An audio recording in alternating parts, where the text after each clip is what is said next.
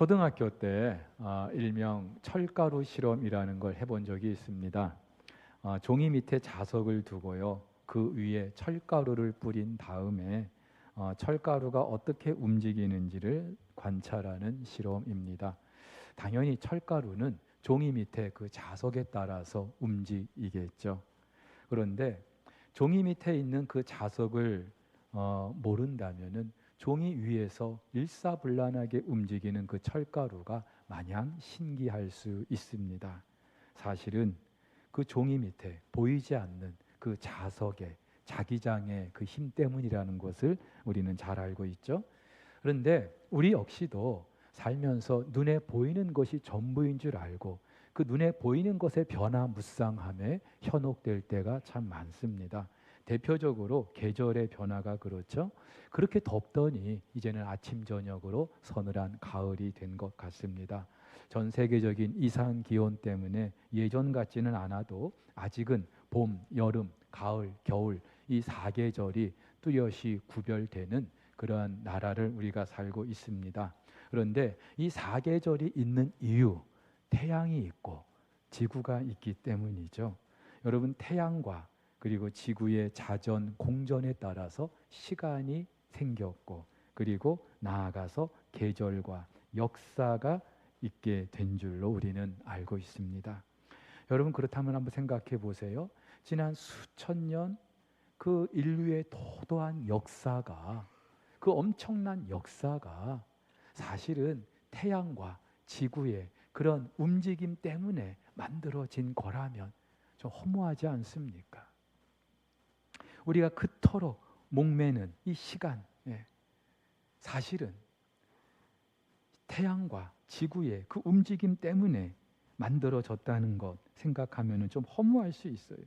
그리고 이런 생각도 해볼 수 있겠죠. 그럼 도대체 시간은 어떤 방향으로 흘러가고 있는가? 인류의 역사는 어떤 종착점이 있는가? 있다면 그 실체는 과연 무엇인가? 아니면 그냥 태양과 지구의 기계적인 반복적인 그런 움직임으로 계속해서 이런 시간들이 만들어지는 것일까?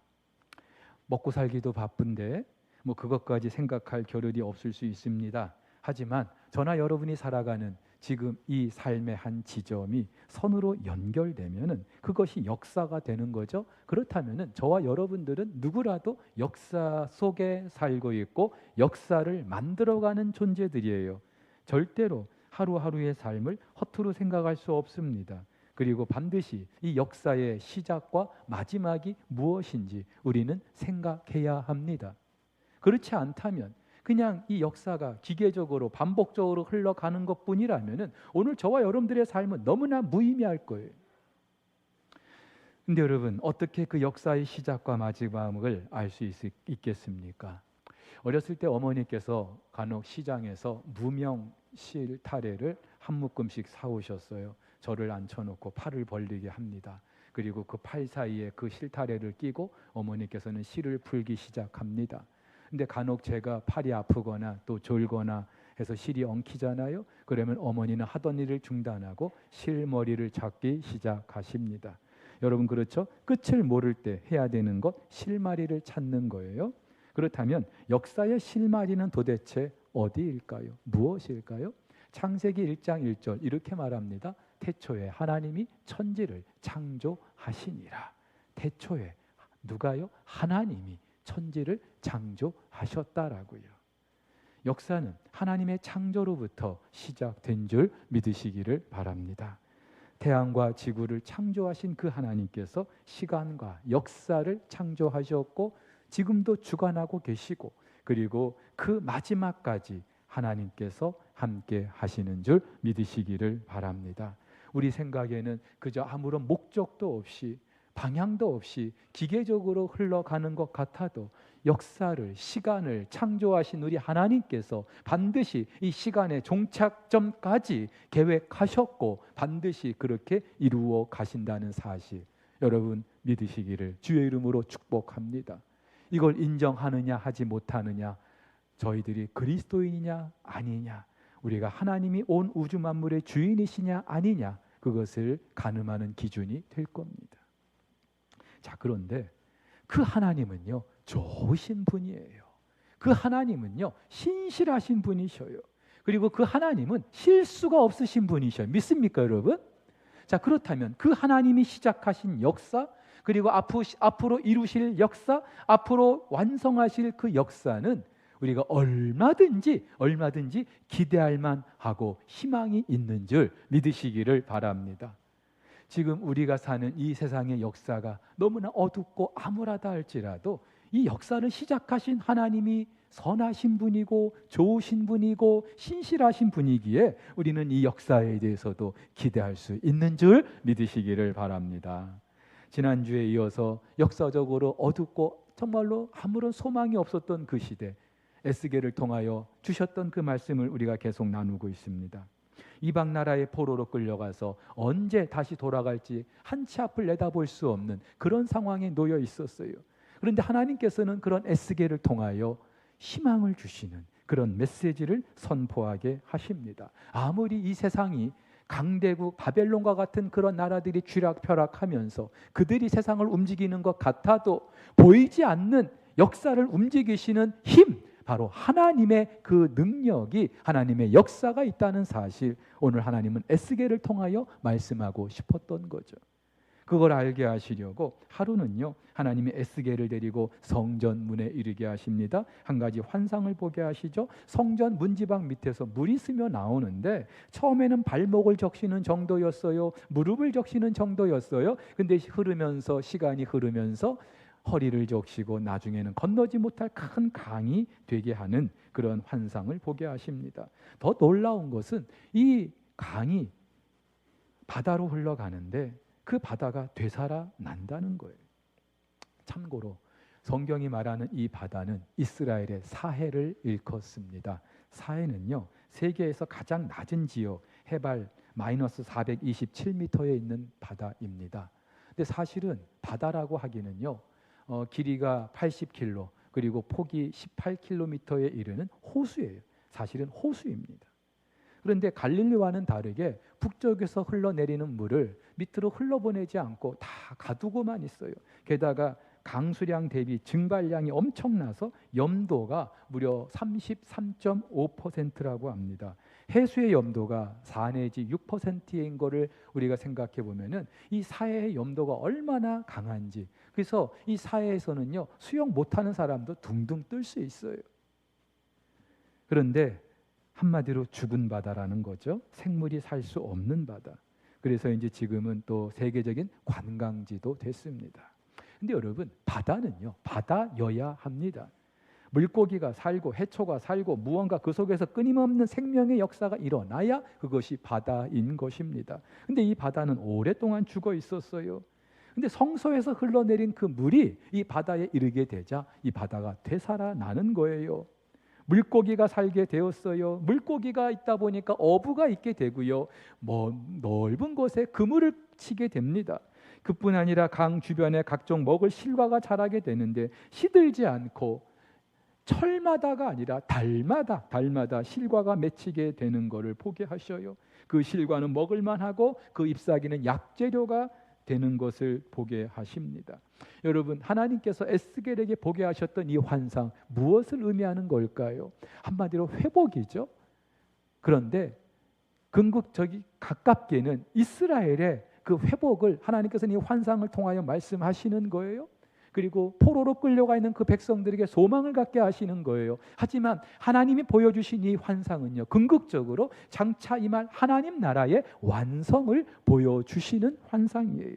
장차 예수 그리스도의 재림으로 말미암아 완성이 될 그 하나님 나라, 그 하나님 나라에서 우리가 무엇을 경험하게 될 것인지를 말씀하고 있습니다. 실제로요, 성경의 제일 마지막 책 요한계시록 제일 마지막 장 22장에서 예수님께서는 요한을 통하여 이런 사실을 말씀하고 있습니다. 또 그가 수정같이 맑은 생명수의 강을 내게 보이니 하나님과 및 어린 양의 보좌로부터 나와서 길 가운데로 흐르더라. 강 좌우에 생명나무가 있어 12가지 열매를 맺되 달마다 그 열매를 맺고 그 나무 잎사귀들은 만국을 치료하기 위하여 있더라. 에스겔에게 보여주신 그 환상을 다시 한번 요한에게 보여주시는 거예요.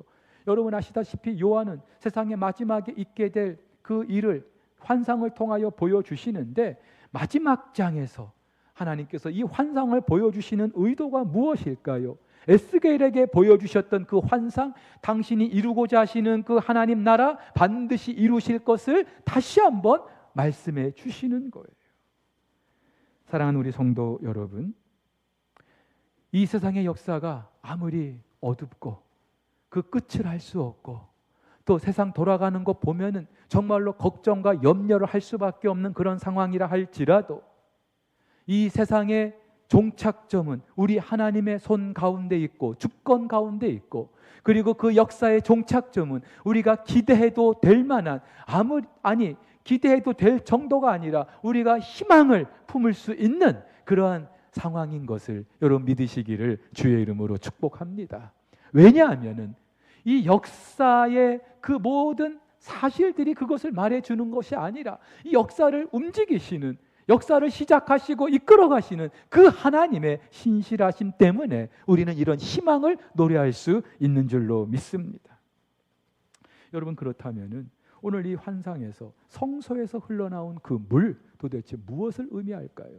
여러분, 성소는 하나님이 계신 곳이죠. 계시록 22장에서도 그 물이 어디서 흘러나온다고요? 하나님과 어린 양의 보좌에서 흘러나온다고요. 하나님 임재의 그 자리에서 흘러나온다고요. 물론 하나님께서는 한때 이 성소를 떠나신 적이 있어요. 하지만 다시 돌아오셨습니다. 그리고 그곳에서 물이 흘러나와요. 이 성소에서 흘러나오는 물, 다름 아닌 그것은 하나님의 영, 성령을 의미하고 있는 거예요. 예수님께서도 이렇게 말씀하셨죠. 누구든지 목마르거든 내게로 와서 마셔라. 나를 믿는 자는 내 성경에 이른과 같이 그 배에서 생수의 강이 흘러나오리라. 사랑하는 우리 성도 여러분, 성령은 모든 죽어 있는 것을 살리는 영, 쓰러진 것을 다시 세우는 영, 절망 속에서도 희망을 노래하게 하시는 하나님의 영인 줄 믿으시기를 바랍니다. 진흙덩이에 불과했던 것을 생명이 되게 했던 것, 아무런 소망이 없었던 마른 뼈를 극히 큰 군대가 되게 했던 것, 하나님의 영이 하신 일인 줄 믿으시기를 바랍니다. 그래서 스가랴 선지자가 이렇게 말하죠. 만군의 여호와께서 말씀하시되 이는 힘으로 되지 아니하며 능력으로 되지 아니하고 오직 나의 영으로 되느니라. 할렐루야. 베드로가 그랬어요.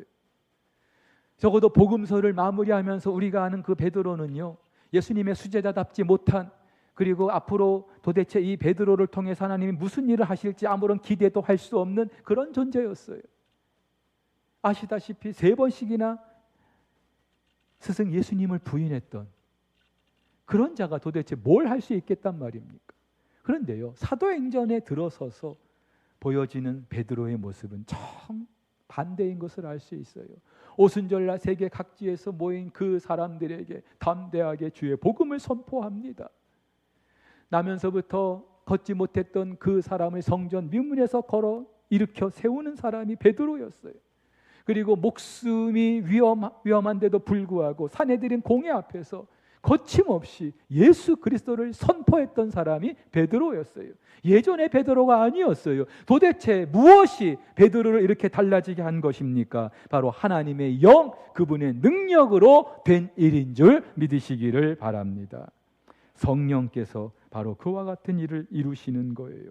그래서 우리는 그 성령님 때문에 절망 속에서도 희망을 노래할 수 있는 줄 믿으시기를 바랍니다.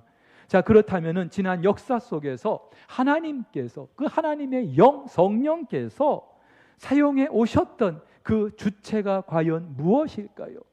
성령께서는 지난 시간도 그랬고 앞으로도 하나님 나라를 이루시기 위하여 성령이 이루시는데, 도대체 무엇을 통하여 그 하나님 나라를 이루어 오셨고 앞으로 이루실 것이냐, 이 말입니다. 그것은 바로 이 땅의 모든 교회 공동체인 줄 믿으시기를 바랍니다.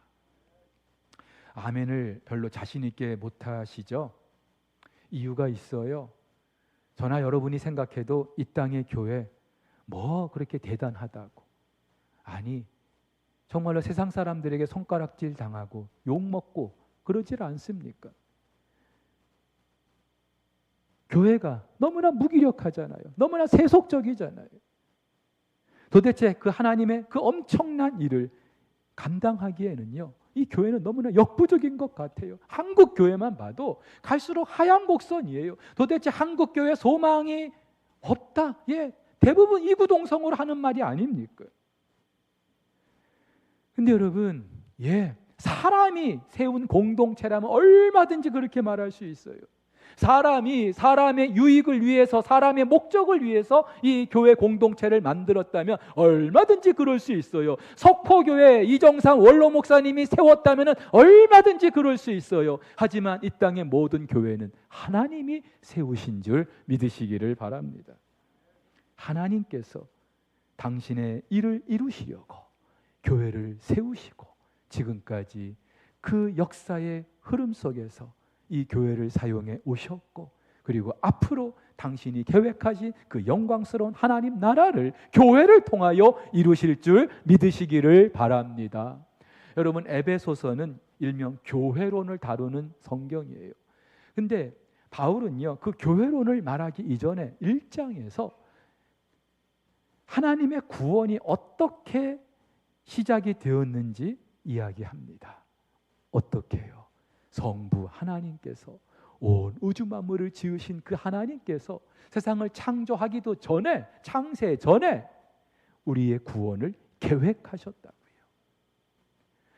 하나님의 아들 성자 예수님께서 때가 되어서 사람의 몸을 입고 이 땅에 오셔서 십자가에 죽으시고 우리의 구원을 이루셨다고요.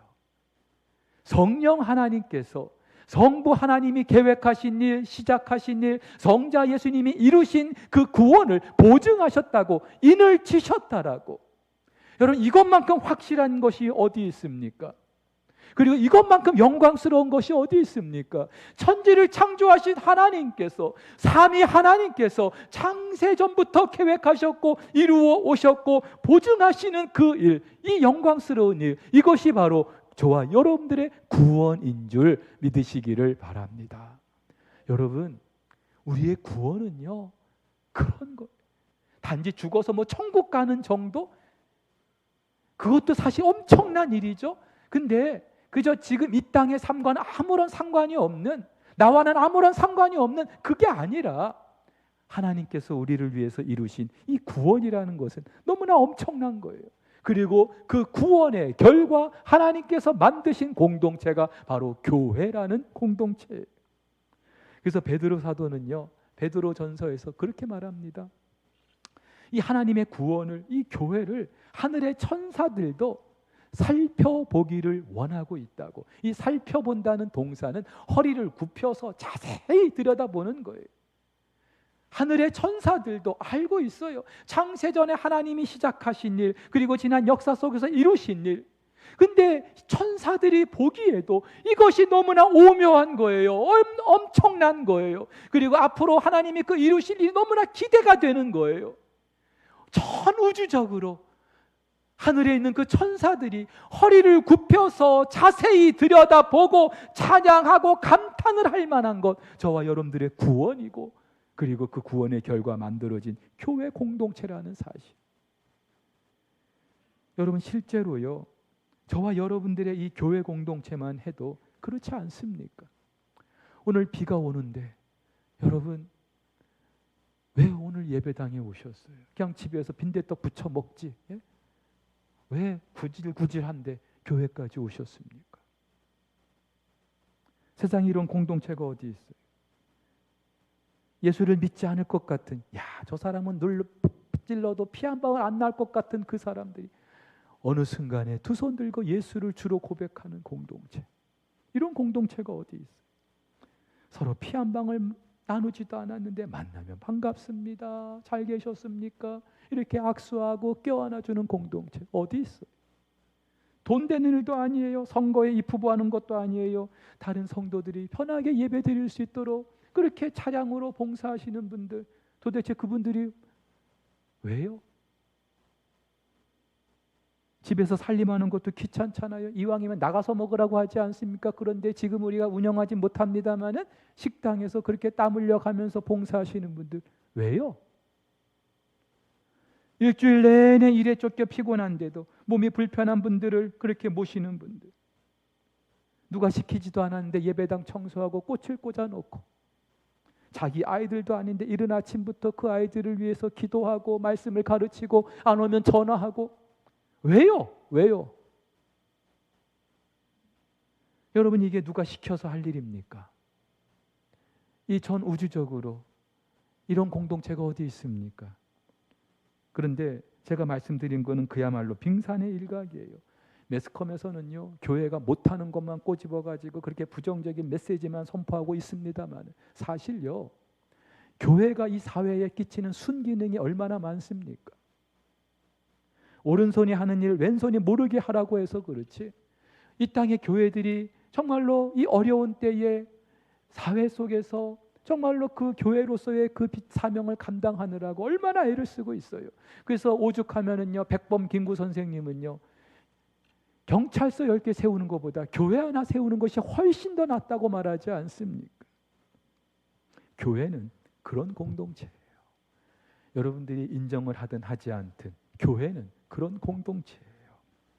아무리 세상이 교회를 욕해도 손가락질해도 교회는 하나님이 세우신 영광스러운 그리스도의 몸인 줄 고백하실 수 있기를 축복합니다.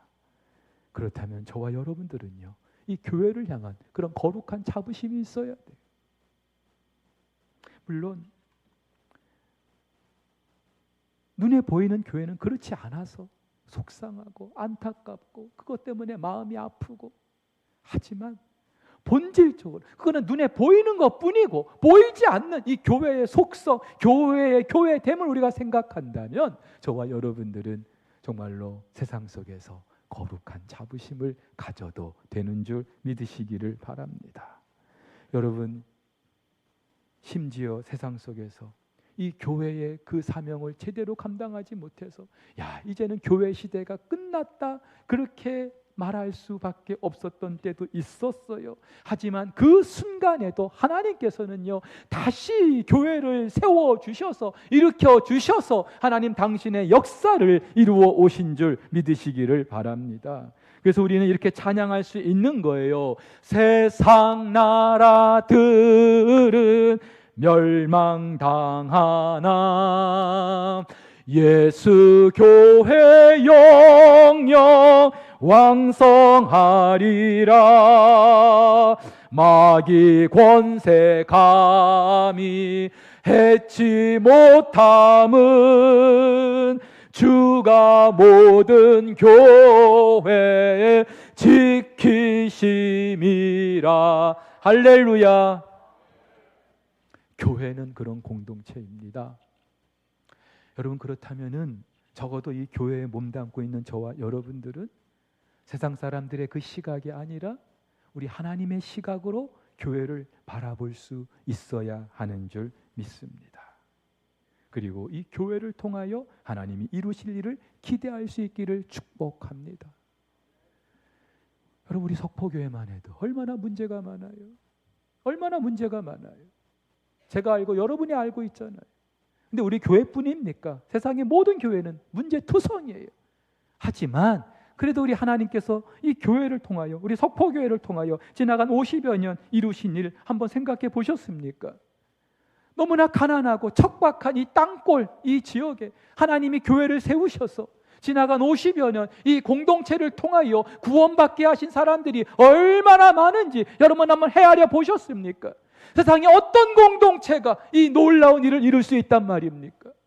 교회를 떠나서 흩어져 있다 할지라도 민들레 홀씨처럼 있는 곳곳에서 복음을 선포하는 이 교회 출신 목회자들, 선교사들, 또 우리 성도들, 그들이 오늘도 역사의 그 곳곳에서 하나님 나라를 이루어가는 그 모습을 여러분 한번 상상해 보셨습니까? 우리 다음 세대들 숫자가 점점 줄고 있죠. 그래서 우리 교회의 미래도 이제 끝이 다 왔나 보다, 그렇게 암담하게 우리가 생각할 수 있다 할지라도 하나님께서 지금까지도 그러셨지만 우리 다음 세대들을 통하여 이루실 그 일을 한번 기대해 보셨습니까? 상상해 보셨습니까? 사과 한 개 속에 그 씨앗이 몇 개인지 우리는 헤아릴 수 있어요. 하지만 그 한 개의 씨앗 속에 도대체 몇 개의 사과가 있게 될지 여러분 한번 헤아려 보셨습니까? 이것을 볼 수 있어야 한다는 거예요. 그래서 C.S. 루이스는요, 스크루테이프의 그 편지라는 책에서 이렇게 말합니다. 한 번은 그 조카 신출내기 마귀가 자기가 관리하고 있는 그 사람 중에 교회를 가게 됐어요. 관리를 잘 못한 거죠. 그러자 그 삼촌 마귀가 막 나무라면서 호되게 나무라죠. 도대체 정신을 어디에 두고 있기에. 그런데도 또 이렇게 위로의 말을 전합니다. 만일 네가 포섭하려던 그 환자, 이제 그리스도인을 말해요. 우리가 바라보는 그런 방식으로 교회를 바라보지 않는다면 너는 그게 낙심할 필요가 없다. 즉 모든 시대, 모든 장소에 걸쳐 두루 퍼져 있는 보편적인 교회, 영원의 뿌리를 내린 교회, 깃발을 나부끼며 전투에 임하는 무서운 군대 같은 그런 교회로 바라보지 않는 한 너는 결코 낙심할 필요가 없다. 무슨 말이에요? 그가 아무리 교회에 갔다 할지라도 우리가 바라보는 그 시각으로 교회를 바라보지 않는다면 괜찮다 이 말이에요. 도대체 사탄은 어떻게 교회를 바라보고 있기에? 하나님께서 그 아들 예수 그리스도의 핏값으로 세우신 영광스러운 공동체로, 그리고 사탄의 세력이 아무리 크고 거대하다 할지라도 그들과는 정말로 대적할 수 없는 하나님의 영광스러운 그런 공동체로 사탄은 이 공동체를 바라보고 있다는 거예요. 근데 안타깝게도 오늘날 많은 그리스도인들조차도 교회를 바라보는 시각이 세상 사람들과 다를 바 없어요. 교회를 향하여 늘 부정적이고 실망의 그런 눈초리를만 보고 있어요. 도대체 이 교회가 무슨 일을 할 수 있을지 기대조차 못하고 있어요. 무기력한 폐잔병처럼 그렇게 살고 있어요. 누가 그렇게 보게 하는 걸까요? 사탄이에요. 사탄.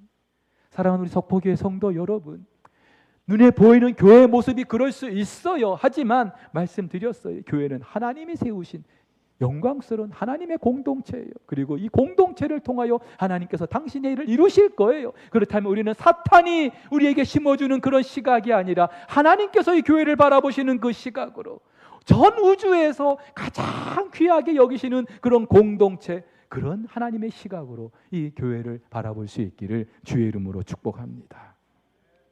그런 면에서 여러분에게 도전을 합니다. 여러분, 내가 교회입니다. 교회는 공동체 맞아요. 그러나 다른 그 누가 아니라 바로 내가 이 공동체를 이루는 한 멤버이고 구성원이고, 그러니 내가 교회인 거예요. 그리고 이 교회를 통하여 이루고자 하시는 하나님의 역사는 사람들이 얼마나 모여야 비로소 그때 뭔가를 할 수 있는 게 아니라 바로 나 한 사람, 교회인 나 한 사람으로부터 하나님의 역사는 시작되는 줄 믿으시기를 바랍니다. 여러분, 나비 효과라는 말 들어보셨죠? 지구 반대편에서 나비 한 마리가 날개짓, 그건 뭐 대단한 겁니까? 누가 그 눈길이나 줄만한 일입니까? 근데 나비의 그 날개짓이 그 공기 중에 분자를 움직이고 그것이 또 다른 분자들을 움직이고 그것이 연쇄작용을 일으켜서 지구 반대편에서 허리케인을 일으킨다는 그런 이론이에요. 이런 말 같지 않은 이론이 어디 있습니까? 이런 가당치 않은 이론이 어디 있어요? 근데요, 수십 년이 지난 지금 전 세계 물리학자들은 이 사실을 인정하고 있습니다. 오늘 우리 서석빈, 이거 진짜 오래간만에 왔어요. 우리 내외가 미국에서 박수 한번 쳐주세요. 우리 석빈 씨가 과학도니까 제가 물어볼게요. 이 나비 효과 이론이 물리학으로 증명된 거 맞죠? 대답을 못 하시네. 여러분, 물리학에서 이런 법칙이 있대요. 최초 상황에 대한 민감한 의존 법칙.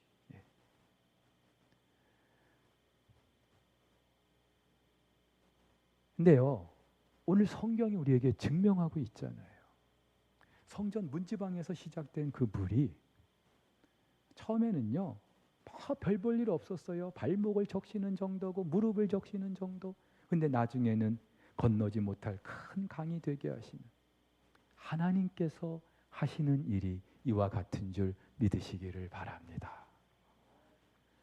여러분, 2000년 전에 시작된 하나님 나라도 그랬어요. 갈릴리 촌동네에서 시작된 그 하나님 나라 누가 하나 눈길이나 줬습니까?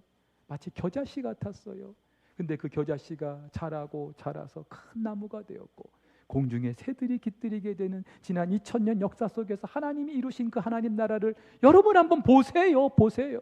우리 대한민국의 기독교 역사만 해도 한번 보세요. 앞으로 하나님께서 이루실 일을 한번 기대해 보세요. 그리고 그 일에 하나님께서 저와 여러분들을 사용하고 계신다는 사실을 여러분 믿음으로 받아들일 수 있기를 주의 이름으로 축복합니다. 내 힘이 있든 없든 중요하지 않아요. 내가 건강하든 하지 않든 괜찮아요. 내가 돈이 있든 없든 그거 상관하지 않아도 돼요. 하나님 나라는 누가 이루신다고요? 성령께서 하나님의 영이 이루시는 거예요. 누구를 통해서? 예수 그리스도로 말미암아 구원받은 하나님의 이 공동체를 통하여 이루시는 줄 믿으시기를 바랍니다. 여러분 그렇다면은 적어도 이 땅의 모든 그리스도인들은요, 이 사실을 모르는 세상의 불신자들과 똑같은 목표를 가지고 살 수가 없어요. 그저 살아남는 게 목표이고 그저 노후의 안락한 삶을 사는 게 최종 목표이고 이것을 위해서 내가 지금 부지런히 뭔가를 해야 된다고 착각하지 마세요.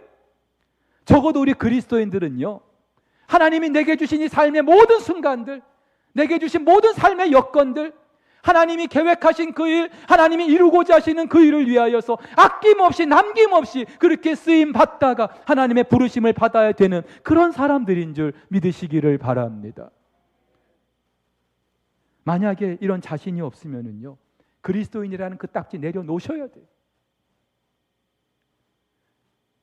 그리고 이제까지 내가 그렇게 살지 못했어도 이제라도 그렇게 살기로 결단하고 다짐할 수 있는 우리 모든 성도들 될 수 있기를 주의 이름으로 축복합니다.